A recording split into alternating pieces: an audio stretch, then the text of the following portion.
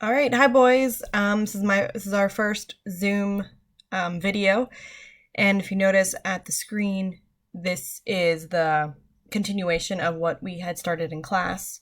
So what you've been doing for the past 2 days are square roots. So hopefully you still have your square roots memorized, because you will still be needing those. So the only thing I'm going to be adding in with these square roots will be variables. So you'll see x's and y's, etc. All right, so let's look at this statement. So is it always true that the square root of x squared equals x? Well, maybe, maybe not.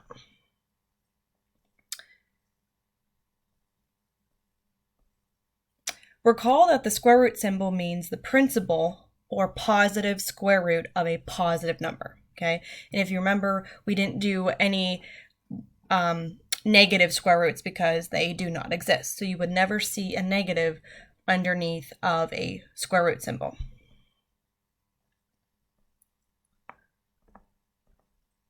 So the square root of 81 obviously is 9, and I told you that. However, it's not always true that the square root of x squared would equal x. Take a look at this example. The square root of 81 could equal negative 9 because a negative number squared would equal a positive number. So technically, there could be two answers.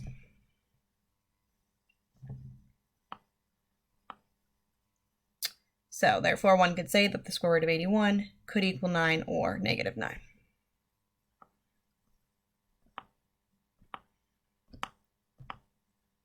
So in either case, it is true that the square root of x squared would equal the absolute value of x.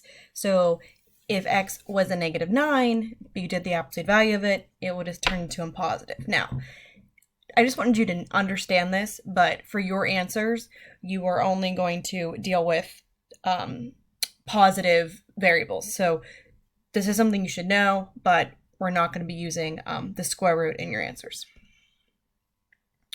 All right, so now I want you to look at this reference sheet, which is something that you should have up on your screen whenever you're doing your homework. So I separated these into two different categories. You have your even powers and then your odd powers. So look at your even powers. You have the square root of x squared, which I told you was x. And again, we're going to not worry about the absolute value. The square root of x to the fourth is x squared. Square root of x to the sixth is x cubed.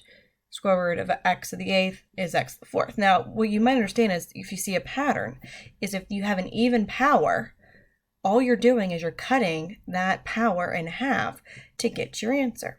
So if you have x to the fourth, you take the square root of it, and you're getting x squared. So essentially, what's not on here is if I wanted to put, let's say, the square root of x to the 20th, well, it would just be x to the 10th.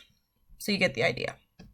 Now, even powers are easy, but what's difficult are your odd powers. So when you have your odd powers, you need to break up the odd power into its even power and 1. So if you look at x to the third, it's x squared, which the answer is x.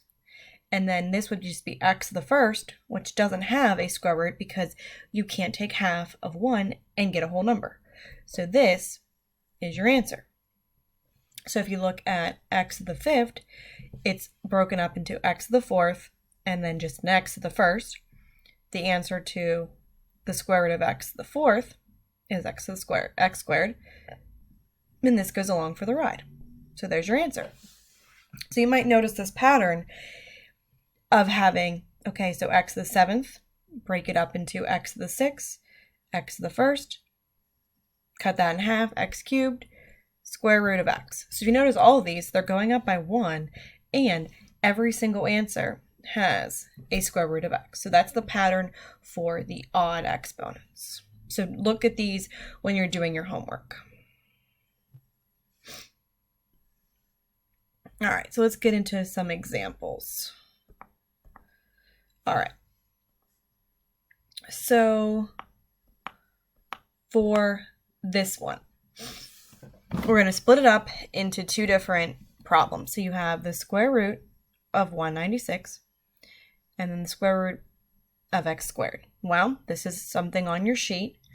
This is 14.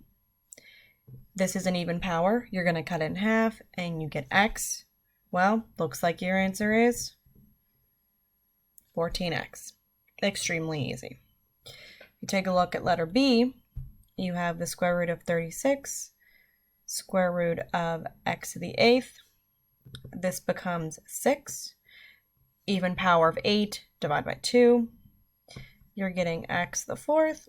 Obviously, you can tell that your answer would be 6x to the 4th. Okay, now they're not all this easy. So let's look at the next one.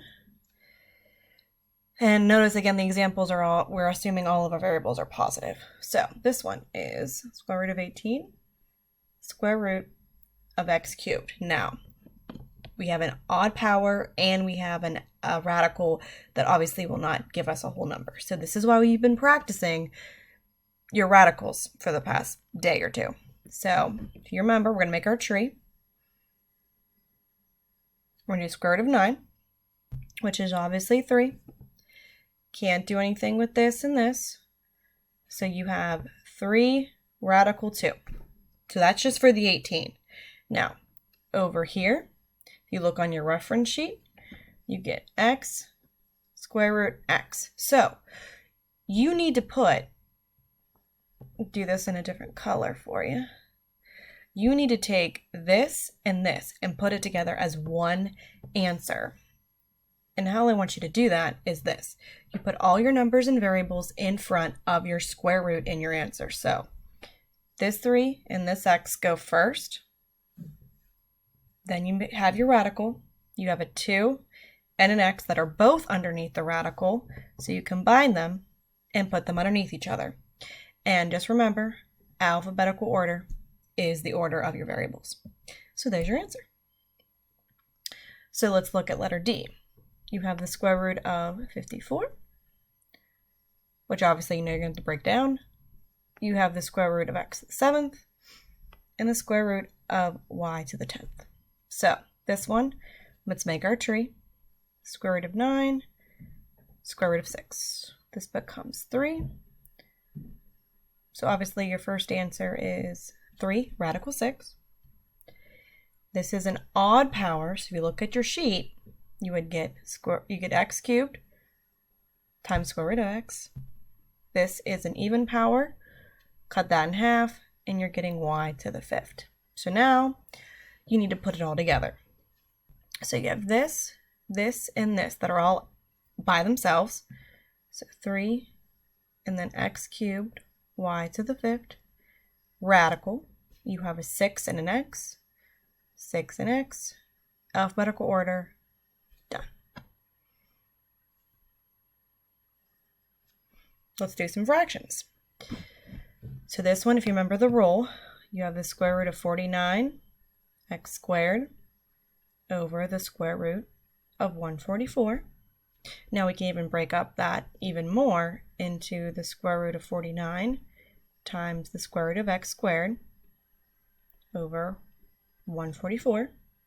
So you're going to get 7/12, and then your x squared, cut that in half, is just x. So 7x over 12. All right, letter B, let's break it up into square root of x to the 6th times square root of x to the 8th. Whoops. All right, I'm just going to ignore that. All over square root of 3025. So you're getting x cubed, because that's an even power, and you're getting x to the 4th over, now, this is not on your sheet, so you're going to have to make your tree. I believe that is 25 And if we do that math, you are getting 121. So 5, 11 makes 55. Okay. Let's do a few more. If you look at letter A, now I did tell you that you can never have a negative exponent. So this negative would never be underneath here, but it could be outside of here. So your answer will just be a negative number. Okay. So the negative, I'm just going to put it in my answer. I'm going to leave it alone. So you have the square root of 36. We'll do that. Square root of x to the 9th. And square root of y to the 12th. So this even power, cut in half. Look at your reference sheet. That's an odd power, so it'd be x to the 4th times square root of x. 63, you need to break that down. So here is what we have. So let's do the 3, x to the 4th, y to the 6th. So it's going to be a negative. Hold on, I'm just going to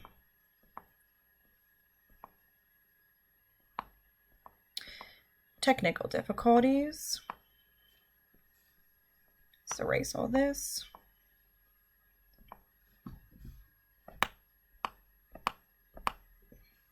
Okay, so it's a negative number. So we have 3x to the 4th, y to the 6th, square root 7. All right, last one. This should be extremely easy. 6x to the 4th. Bam. That might have been a repeat. Well, it doesn't matter.